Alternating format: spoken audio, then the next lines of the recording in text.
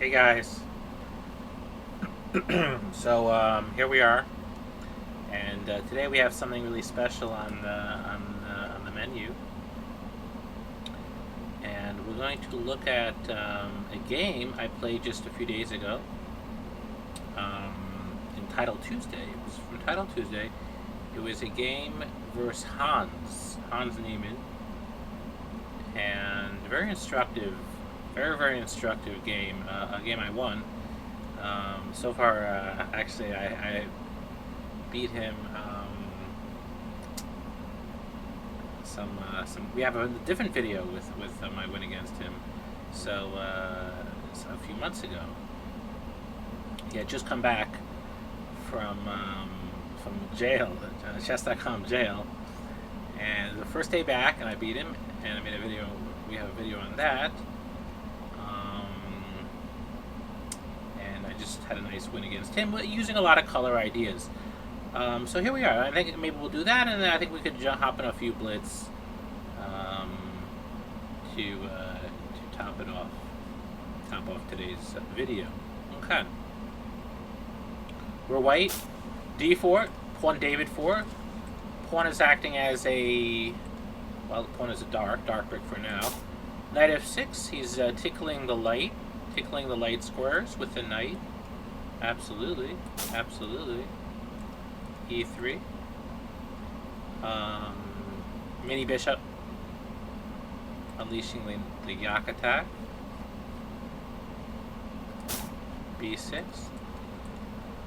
So what is he really doing? He's preparing the bishop from coming around the mountain, and he's trying to tickle the light squares. He knows we're about to play F4. Even if we're not, this is a little sensitive. If we are, this is even more sensitive. He's trying to dominate the light. I play F4. The idea is this way to get the knight behind. If I go bishop here, he just annoys me, and then I don't have the opportunity to. Right? If I go here, he goes here, then I don't have the opportunity to get the F pawn because I have immediate issues with my pawn. That's why I actually play F4. This is a line that I've been playing for many years. Often when they play B6, we play F4. I get that knight F3 coming around the mountain. Okay. Bishop B7, knight F3, knight towards the center, absolutely. G6, bishop D3. Here we are. And yeah, bishop D3, bishop David 3. The little light juice. Now the only problem is he's trying to put up a resistance with his pawns, but we'll see about that. We'll see how we could deal with that and break through. We also might try to get E4, E5, and we're preparing to castle. Pawns on dark, pieces on light. That's going to be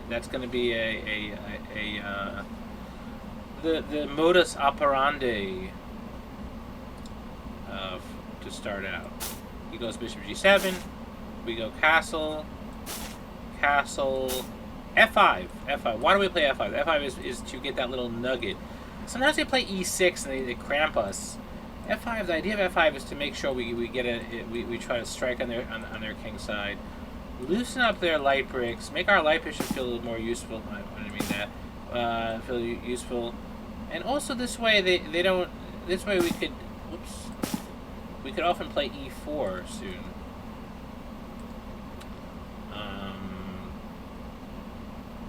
And do pretty well there. So we don't want to get squeezed on light, so we're getting a little head start on light. It's a move I came up with some years back and with quite a bit of success.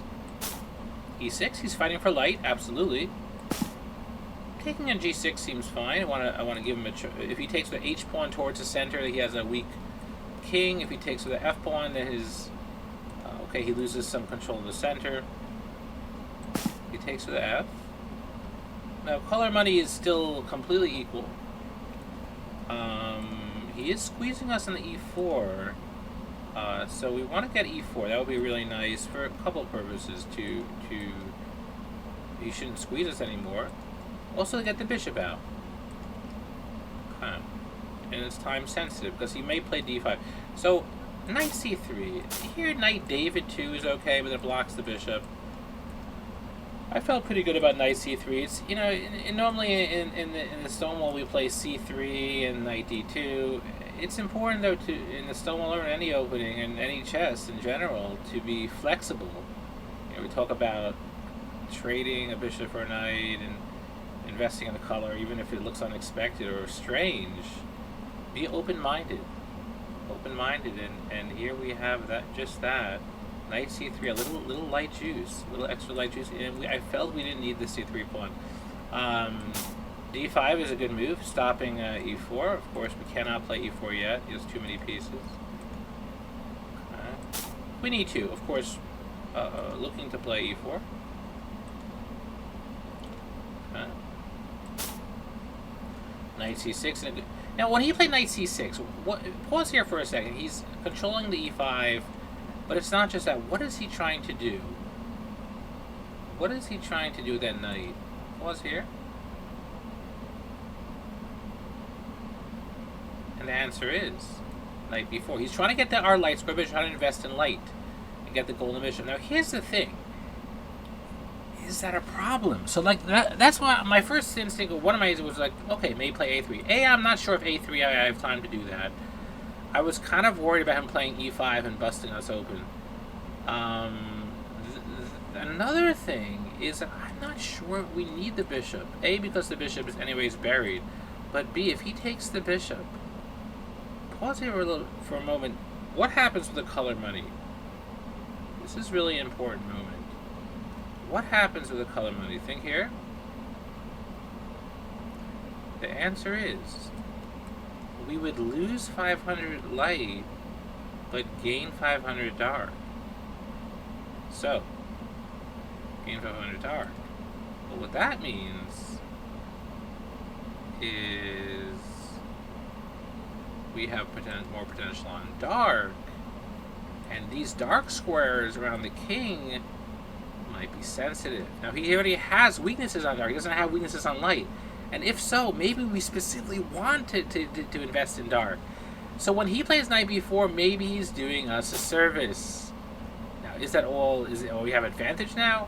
Maybe objectively not, but practically, if we know what we have, and if they don't know what we have or what they don't have, that's kind of cool. That's kind of cool, and we could use that for our advantage. Coming around the mound, we need to invest in either. The dark bishop is blocked. Pause here for a second. How do we get the bishop involved? The answer is bishop e1 to h4, to either g3 or h4. I'm envisioning positions of knight coming to e5, doubling, a lot of pressure on the knight, maybe trading bishops one day. It's just going to be nice. His light bishop, A, is out of play.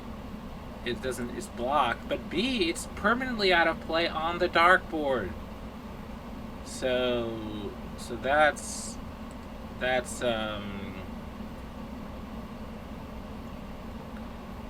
interesting.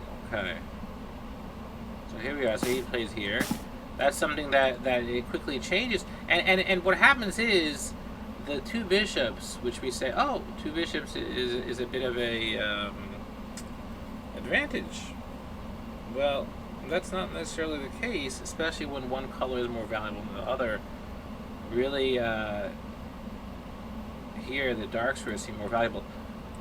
Worth noting, when he takes our bishop, we do not take with a queen. Absolutely not. We take with a pawn. Take with a pawn. Why? Why is the pawn bad? What is the pawn symbolic of? Mini light square bishop. A little light. Juice. A little bit of juice. Repelling his golden bishop. And also, if you notice, concretely stopping the e4 square from being available. So a little light brick. A light rebuild. Okay, here we are. c5. Bishop h4. I was very happy. Queen e8. He's trying to unpin. Rook c1. He goes rook c8. Knight e5 felt fine. I didn't mind that. Actually, on the one hand, if he had taken here at any point, I might even take with a knight. But I want to get the knight involved. Knight e5. He goes bishop a6, trying to tickle me. I don't really care. Rook f2, I was pretty happy about trying to double on the file. And also, instructive in these kind of situations is the color money. We're ahead on dark, but Will we mate him on dark? Maybe, maybe not. Will we have serious pressure? Maybe, maybe not. I think we'll have some pressure. How serious? Who knows? But one of the things that came to my mind is that if we ever like trade the knight for the knight, bishop for bishop, and or let's say like trade a couple pair of knights and the dark square bishops, maybe the rooks, maybe all the rooks. In many situations, let's imagine an endgame where we have a queen and a knight, and he has a queen and a light square bishop. That would be a huge advantage, because queen and knight is better than queen and bishop usually.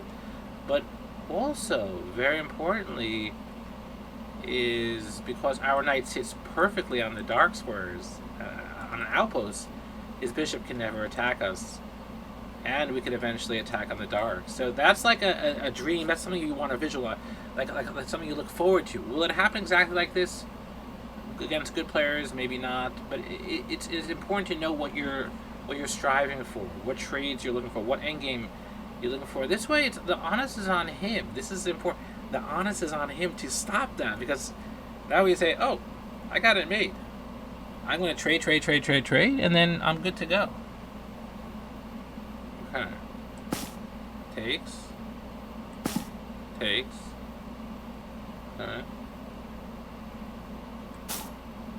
Now, these pawns look weak, but it's not. This is a dark pawn, and I'm ahead on dark. I didn't mind this. Trade rooks, no problem. Trade rooks, here we are. Knight takes. I don't mind trading knights. I was happy. And then the bishop coming on the mountain. Let's see what we did. Rook e1, trying to pressure his pawn. Bishop g7. Hans is saying, no, I'm the one attacking. If you take this, I break through. And I get why he's trying to use his bishops. I was not worried about this at all. I knew that the dark was our color, so bishop f2 say, you know what? First things first. Take it easy. You gotta defend your... Making sure he knows that he has to defend. Rook e8, okay. Now a3, a quiet move, fine. Quiet move, no problem. e5, he's trying to open things up. If we take, then the rook takes maybe bishop takes. He has a lot of activity. Here I decided on an interesting move. I figured like he just weakened this pawn. Let me get a little juice here. And if he takes, actually, yeah, I think if he takes, what is it? If he takes, then we could actually take here even. I don't know how we would play it. Take. Maybe even just take, check, and then check. Oh, this is incredible. Actually, this line is incredible. And then knight c7. My, oh my. Wow, it's all force. Oh, yeah, this is all lost. This is an incredible tactic. Oh my gosh. Queen takes. It's queen. Okay, now intermezzo. First the rook, then the queen, then the bishop. Oh, I didn't see this, guys. I'm just seeing this now. Okay, this is better than I thought. Is it symbolic? I mean, the knight hops every which way. Knight c7 is dark, but it hits on light. It actually is beating him on his own color. That's what it's symbolic of. We're breaking him on the light. And that's a big moment. Okay. I think at this moment is where the tables really started turning. He went bishop back. He's saying, listen. It was his statement back. He's saying, listen, I got the bishop.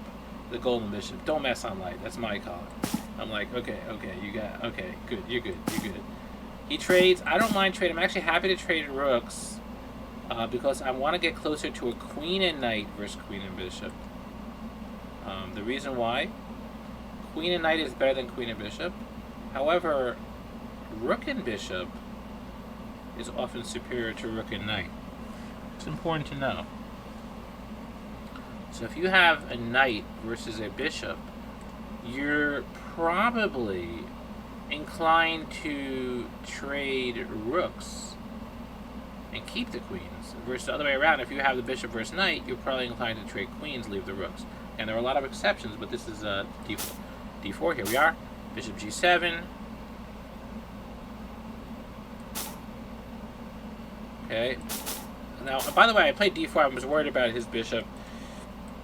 In a way, I didn't want to block my bishop, but I knew it was going to come around the mountain soon. Queen f4. My idea was twofold. A, to trade bishops.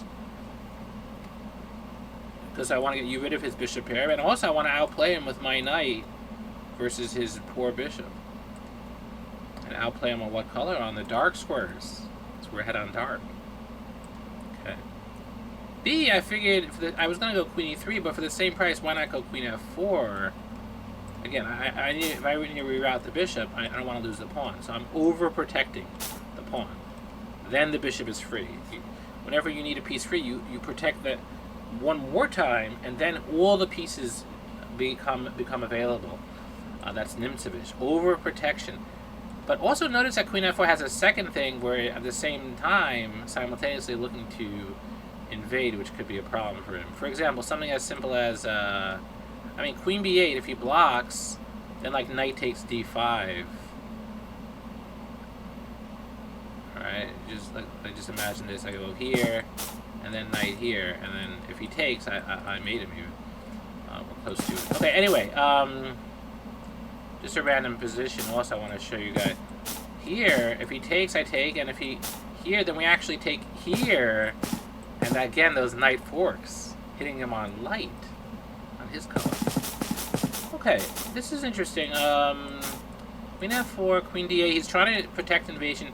His queen is acting as a dark square bishop, but the problem is, I'm ahead on dark, so he's kind of, it's good for him, he's doing the right idea, but it's going to be an uphill struggle. So bishop h4, here we are, queen f8, yes, queen e3, protecting the pawn, here we are, h6, bishop g3, h5, h2, a little comfort for the king. Okay, bishop, little by little moves. I want to stop bishop h6, little moves. Okay, I decide to trade. Queen back, a lot of quiet moves, maybe coming around the mountain here. King b4. I decided at this point, let me push these pawns here, fix these pawns on dark, and then later we could trade everything and then win the pawns in the endgame. That was the idea. To fix these as mine. These are mine. They're bugs. I decided, hey, I have more dark. I'm going to punish him. These pawns. b5, light rebuild. a4, firm. Very firm light rebuild. Okay. Finally, queen f2. At this point, I'm reaping the fruits. If he takes, I take. And then, before he knows it, he could try to attack my knight. It doesn't do all that much. Before he knows it, he's going to lose all his pawns. And that's really interesting. So he goes queen here. He's trying to avoid the trade. Now his king is really naked. He's in danger of getting mated. King h2, quiet moves. That quiet move. He goes here, trying to get a little wedge on my king. But remember, this is a dark pawn. And dark could get punished. That's my color. Knight coming around the mountain. Knight here, and then punish. If you notice, this was a time scramble.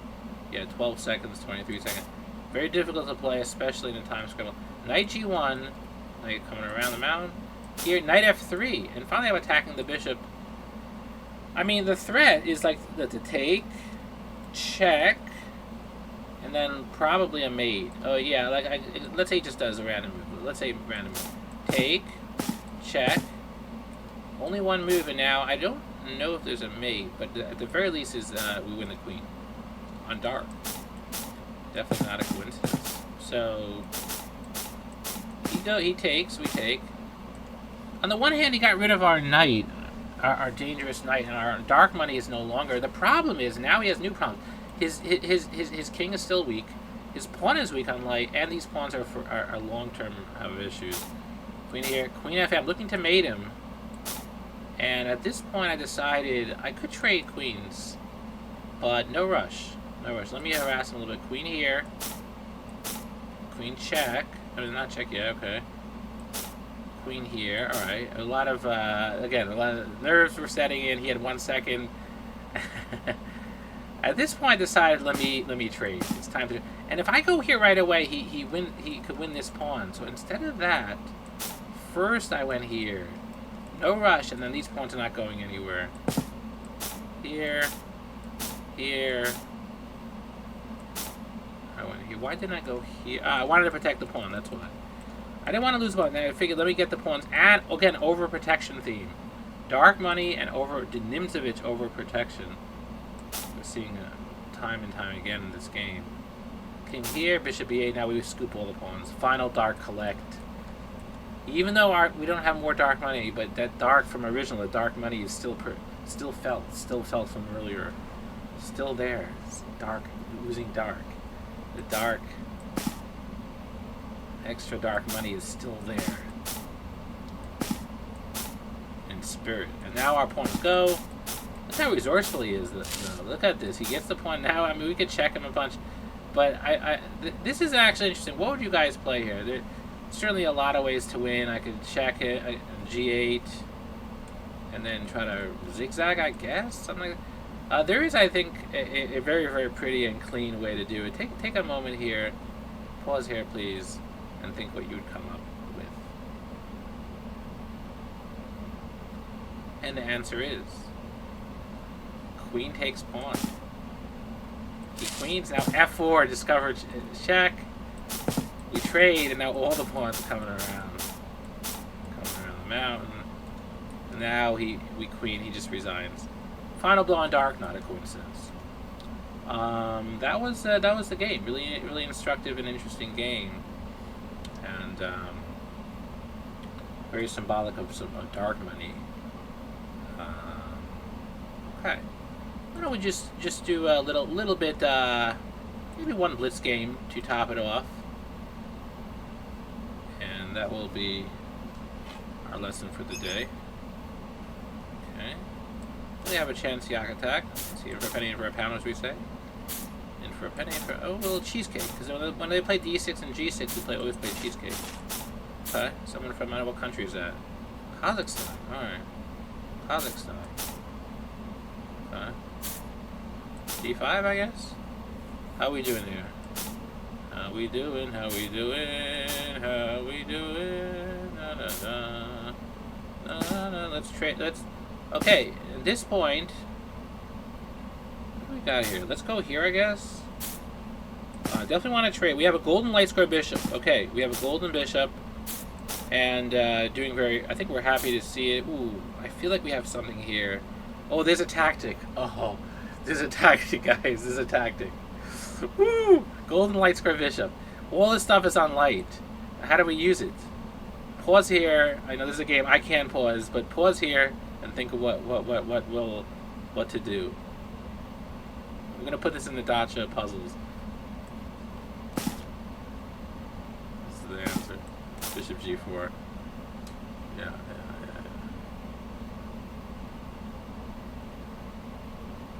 Very symbolic. Ooh, what do we got here? Ooh la la. Ooh la la. A little feisty one. Let's go knight c7. A little desperado, because if we take here, yeah, this is nice, desperado. Yeah, now we go here. Alright, I don't really care much about that. Yeah, we gotta watch out though. Fine, we'll go here. Will he ever play d4? I guess. Actually, d4 is a little annoying, huh? Hum, hum, hum, hum. Hum, hum, hum, hum. What do we have here? Hum, hum, hum, hum, hum. What do we have here? Hum, hum, hum, hum, hum, hum, hum, hum. Okay, we gotta watch that pawn, right? We gotta watch the pawn. I actually think we take. Yeah, absolutely take. Absolutely. We get all the pawns. All the pawns. Now we get here, we get all the pawns. Absolutely, absolutely, absolutely, absolutely. Check. I don't want to play f4 necessarily if we don't have to. Check. And then queen g3. Let's play queen g3. Alright. Okay, we'll go here, I guess, for now. Okay. B6, B7? How are we doing here?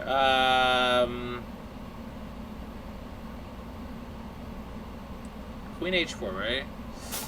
I want to protect this, and oh, he's going to play Rook C8. Actually, it's really interesting here. If he takes, well, B7. Wait. What the hell is? Oh my God, B7, no? What are we doing here? He's gonna play check. I get it. But now he has too many problems. I'm sure he has too. Queen E7. He has to lose at something. He has to. Yeah, he's not coordinated. There's too many checks. Check. He's gonna have to. He can't coordinate the rooks. Now we're gonna. Ooh, queen here.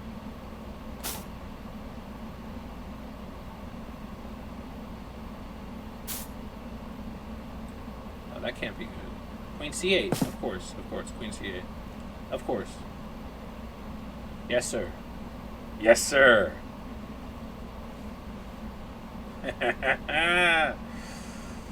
So that was interesting. Wow, that was a nice tactic. Yeah, opportunity. Nice. Bishop G4, oozing light. Oozing light.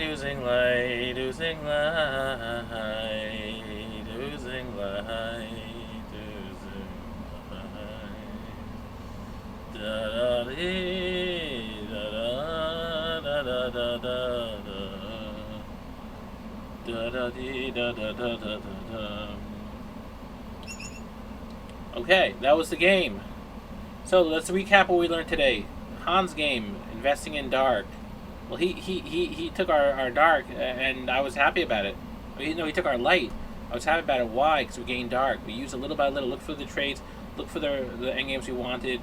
Little by little, he got bigger problems. We used our pawns. Even the pawns on the queen side were heroes. And we punished him in a nice color Dacha game. And then we had this game to top it off, a little dessert, and that was really interesting. With that, again, let's see it through. Bishop G4 was really cool.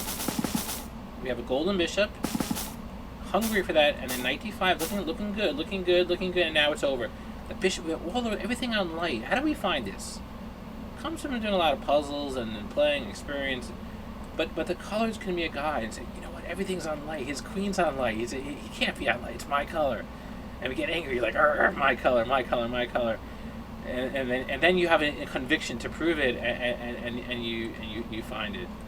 It's the clue. It's the clue that something is there, and also it's knowing that the golden bishop, that will often be part of it. And take, and bishop G4 is over. Wins at least a full exchange. In the game, he ended up giving the queen instead, but the same effect. Yeah. Alrighty then. So thanks everybody for being here. Hope you guys enjoyed.